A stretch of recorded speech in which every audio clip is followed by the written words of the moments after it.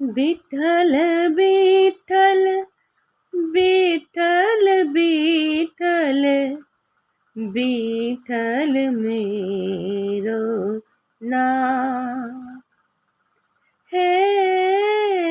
द्वारकाधीश प्रभु सुन लो मेरी पुकार। कौन है ये जो विठ्ठल से पुकार कर रहा है? कौन है जो विठ्ठल की भक्ति में लीन है? ये है गोरा भगत। जी हाँ, आज की हमारी जो कहानी है गोरा भगत गोरा कुम्हार की है। गोरा भगत दो भाई थे। गोरा भगत की बीवी गंगा बहुत दयालु भक्तानी थी वो, और इधर जो भाभी थी पूरी झगड़ालू। गोरा भगत हक हलाल की कमाई पे विश्वास करते थे और भगवान की भक्ति में लीन रहते थे। लेकिन ये बात भाभी को अच्छी नहीं लगती थी। बुरा भला बोलती रहती थी दोनों को और एक दिन घर से निकाल देती है। लेकिन एक प्रभु का प्यारा गोरा भगत और उनकी पत्नी को अपने घर रखता है। क्या होता है, एक दिन गोरा भगत द्वारकाधीश के दर्शनों के लिए जाता है। वहाँ क्या होता है, जो बहुत अमीर लोग होते हैं, राजा लोग होते हैं, पहले उनको दर्शन करवाए जाते हैं। गोरा भगत को धक्के देकर निकाल दिया जाता है। भगत की ये दशा देखकर द्वारकाधीश की मूर्ति की आंखों से भी आंसू निकल पड़ते हैं। और इधर जो भगत गोरा जी होते हैं और उनकी पत्नी अंजल छोड़ देते हैं कि जब तक द्वारकाधीश के दर्शन नहीं करेंगे, अंजल ग्रहण नहीं करेंगे। उनकी ये दशा देखकर प्यार भरी द्वारकाधीश खुद नीचे इंसान के रूप में आकर गोरा भगत से खाना खाते हैं। और उधर मंदिर में भगवान की मूर्ति दिखाई नहीं पड़ती, तो वहाँ के जो पुजारी होते हैं भाल में लग जाते हैं कि ये क्या हो गया। और जब गोरा भगत के पास आते हैं तो वहाँ 56 भोग देखकर समझ जाते हैं कि भगवान खुद ही भगत गोरा के पास दर्शनों के लिए आ गए। गोरा भगत के पाँव में गिर जाते हैं कि हमें माफ कर दीजिए। ये है भगवान की भक्ति, भगवान का प्यार। भगवान जब भगत की पत्नी से खाना खाते हैं महात्मा के वेश में आकर, तो उसको प्रसाद भी देकर जाते हैं। गोरा भगत की पत्नी की कोई औलाद नहीं थी। थोड़ी देर के बाद उनके घर एक बेटा जन्म लेता है। एक दिन क्या होता है, गोरा भगत की पत्नी कपड़े धोने के लिए जाती है और बच्चे को वहीं पालने में छोड़ जाती है। इधर गोरा भगत मट्टी रोनने में लगा होता है और विठ्ठल विठ्ठल विठ्ठल विठ्ठल जय द्वारकाधीश गुणगान करने में लगा होता है। क्या होता है कि बच्चा पालने में से निकलकर मिट्टी में आ जाता है। भगत भगवान की भक्ति में इतना लीन होता है कि उसे पता ही नहीं चलता कि उसके पाँव के नीचे मिट्टी है या उसका बच्चा है। मिट्टी में बच्चा रोंदा जाता है, पाँव के नीचे आकर बच्चा मर जाता है। एकदम से पत्नी आती है, चीखती है कि ये क्या कर दिया, ऐसी कैसी विठ्ठल की भक्ति तुम्हें, इतना भी नहीं पता चला कि तुम्हारा बच्चा तुम्हारे पाँव में है।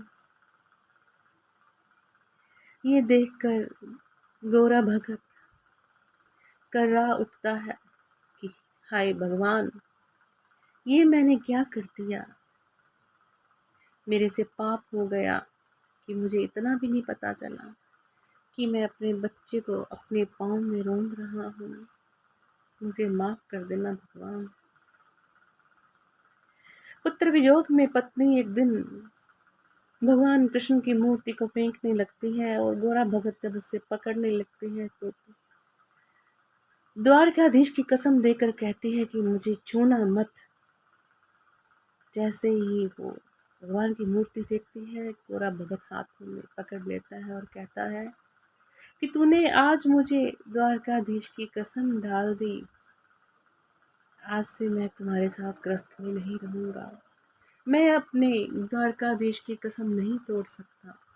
पत्नी माफ़ी मांगती है, लेकिन गोरा कहता है कि मैं द्वारकाधीश की कसम नहीं तोड़ सकता।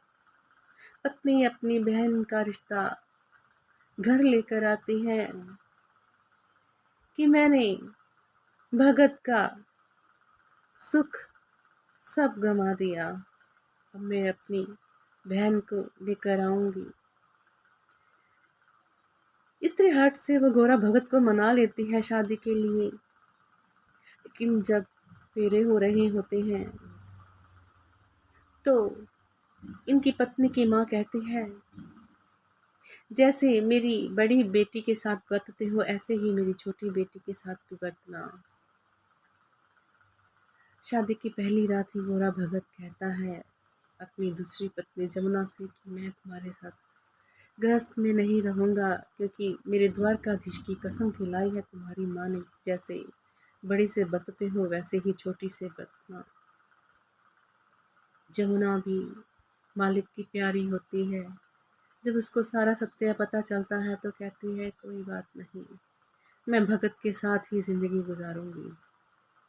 एक दिन क्या होता है कि मट्टी लेने के लिए जाते हैं तो मट्टी के नीचे गोरा भगत दब जाता है। बड़ी मुश्किल से दोनों बहनें गोरा भगत को निकालती हैं, लेकिन क्या होता है कि जैसे गोरा भगत को वो हाथ से निकालती हैं, गोरा भगत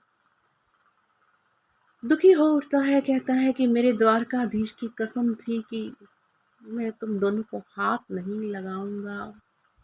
अपने दोनों हाथों को काट लेता है। इधर द्वारकाधीश का मन पसीज जाता है। कुम्हार के रूप में द्वारकाधीश देवी के साथ नीचे गोरा भगत के घर आते हैं, बर्तन बनाते हैं, चाकरी करते हैं गोरा भगत की। गोरा भगत अपने हाथों से भगत को खिलाता है। गोरा भगत को अपने हाथों से विट्ठल भगवान खिलाते हैं। क्या होता है उधर महात्मा कहते हैं कि एकादशी का व्रत जो है वो द्वारकाधीश जाकर ही खोलेंगे। महात्मा नाथ उनको बताते हैं कि भगवान तो गोरा भगत की चाकरी में लगे हुए हैं। महात्मा गोरा भगत के घर आते हैं। इधर भगवान कहते हैं कि ये तो सारी दुनिया में पता चल जाएगा, देवी चलो। देवी कहती है कि कोई प्रमाण तो देकर जाओ गोरा भगत को। अपनी कड़ाई उसकी मट्टी में रख जाते हैं। जब महात्मा गोरा भगत के पास आते हैं तो गोरा भगत को कहते हैं कि भगवान खुद तेरी चाकरी करते रहे, तू कितना महान है गोरा भगत, तेरी भक्ति कितनी महान है। गोरा भगत कर्रा उठते हैं, दुख से रोना शुरू कर देते हैं, व्याकुल हो जाते हैं। मेरे भगवान मेरे घर आए और मैंने पहचाना नहीं। भगवान को विट्ठल विट्ठल विट्ठल करते उनके दर्शनों के लिए व्याकुल हो उठते हैं। उसकी व्याकुलता देखकर भगवान दर्शन देते हैं, उसके हाथ भी वापस कर देते हैं। और इधर पत्नी कहती है कि भगवान मेरी भी गोद सुनी है, मेरा बच्चा आपने लिया था, मेरे को वापस कर दीजिए। उसकी गोदी में उसका बच्चा भी खेलने लग जाता है। इधर जो गोरा भगत की भाभी होती है, जो उसको बुरा भला गाली गलौज करती है, उसको कोढ़ हो जाता है। उसका भाई गोरा भगत के पास लेकर आता है। गोरा भगत कहते हैं कि भाभी जय राधा कृष्ण, जय राधा कृष्ण बोलो। जैसे जैसे वो आत्मा से बोलती है वैसे उसका कोढ़ भी ठीक हो जाता है। भगवान गोरा भगत को कहते हैं कि भगत आज से मैं तुम्हारी जो कसम है तुम्हें उससे मुक्त करता हूँ, तुम गृहस्थ आश्रम में रहो और सारी दुनिया को ज्ञान दो, भक्ति का ज्ञान दो। तो ऐसे होते हैं भगवान के भगत। भगवान के वचनों को जो अमल करते हैं, ये नहीं कि यहाँ भगवान के वचन सुने वहीं पल्ला झाड़ दिया, अंदर ना पिया, इधर से सुना उधर से निकाल दिया। मालिक करे कि हम जैसे लोगों को भी उसकी भक्ति का रस मिल जाए। मालिक करे कि हम भी भक्ति में लीन हो जाएं, उसके प्यारे बन जाएं। जब वो दयालता दिखाता है तो हम जैसों को भी अपनी भक्ति में रंग लेगा। तो कैसी लगी आपको हमारी कहानी? अगर आपको हमारी कहानी अच्छी लगती है तो मेरे चैनल को सब्सक्राइब भी कीजिए, लाइक और शेयर ज़रूर कीजिए। हम कल फिर मिलेंगे एक नई कहानी के साथ। ओके।